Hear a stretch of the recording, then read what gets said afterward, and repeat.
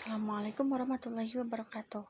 Perkenalkan, nama saya Alia Alipa dari Prodi PAI kelas 2D. Di sini saya akan sedikit memaparkan 4 materi dari mata kuliah Ulumul Quran yang diampu oleh Bapak Didi Ahmadiyah, SQ, SHI, MPDI. Yang pertama, ada Ulumul Quran. Ulumul Quran secara etimologi berasal dari bahasa Arab. Ulum berarti ilmu atau pengetahuan, sedangkan Quran merujuk kepada Al-Quran, kitab suci umat Islam.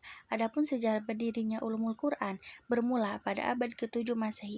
Pada masa itu, umat Islam mulai mempelajari dan memahami Al-Quran secara langsung dari Nabi Muhammad SAW dan para sahabatnya.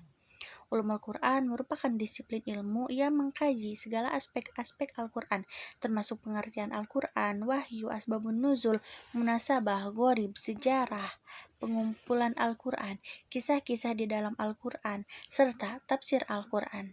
Berbagai aspek ini menjadi fokus dalam pengembangan ilmu Ulumul Quran seiring dengan berjalannya waktu. Yang kedua, ada Nuzulul Quran. Nuzulul Quran adalah peristiwa turunnya Al-Quran kepada Nabi Muhammad SAW. Secara bahasa, Nuzulul Quran berasal dari dua kata, yakni nuzul, yaitu menurunkan sesuatu dari tempat yang tinggi ke tempat yang rendah, dan Al-Quran, yaitu kitab suci umat Islam. Sehingga Nuzulul Quran dapat diartikan peristiwa turunnya Al-Quran dari tempat yang tinggi ke muka bumi ini. Sedangkan makna secara lengkap Nuzulul Quran adalah peristiwa turunnya Al-Quran dari Allah Subhanahu wa Ta'ala kepada Nabi Muhammad untuk digunakan sebagai petunjuk bagi umat Islam. Berbagai sumber menyebutkan bahwa proses turunnya Al-Quran ini terjadi melalui tahapan yang penting. Salah satunya adalah ketika malaikat Jibril menemui Nabi Muhammad SAW di Gua Hiro pada 17 Ramadan 610 Masehi. Ramadan seringkali diidentifikasikan sebagai bulan Nuzulul Quran atau bulan turunnya Al-Quran. Peristiwa Nuzulul Quran merupakan pondasi dari ajaran Islam dan menjadi momen penting dalam sejarah peradaban agama ini. Al-Quran sebagai wahyu pertama yang diterima Nabi Muhammad menjadi pedoman bagi umat Islam hingga saat ini. Adapun mengapa Al-Quran diturunkan secara berangsur-angsur oleh Allah sebagaimana cara untuk menguatkan hati Nabi Muhammad dalam menyampaikan dakwahnya. Turunnya wahyu secara bertahap ini menantang orang-orang kafir yang mendustakan Al-Quran serta menyesuaikan dengan peristiwa-peristiwa dalam penetapan hukum. Proses ini memungkinkan wahyu untuk lebih kuat menancap dan terkesan di hati Rasulullah, sehingga dengan kondisi dan situasi yang mengiringi setiap wahyu yang turun.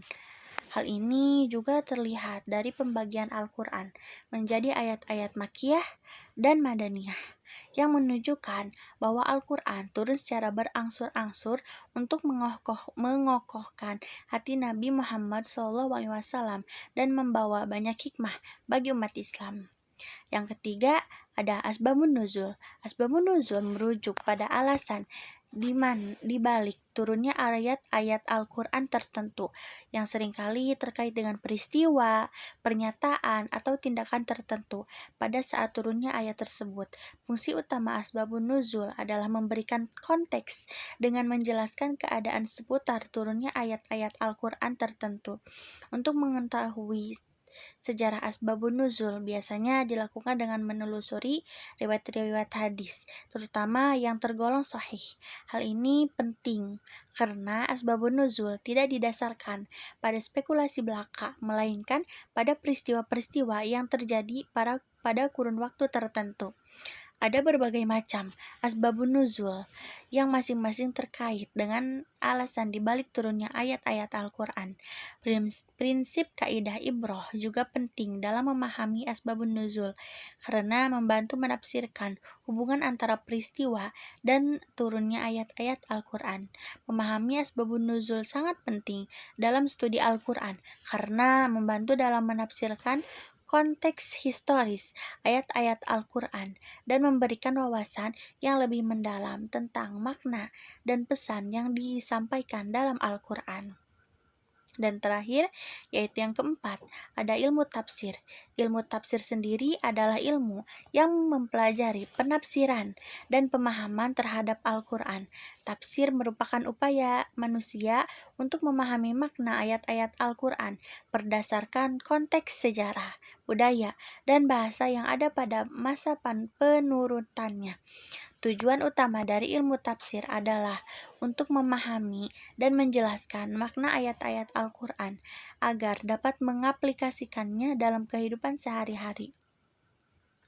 Perbedaan utama antara tafsir, takwil, dan terjemah adalah tafsir merupakan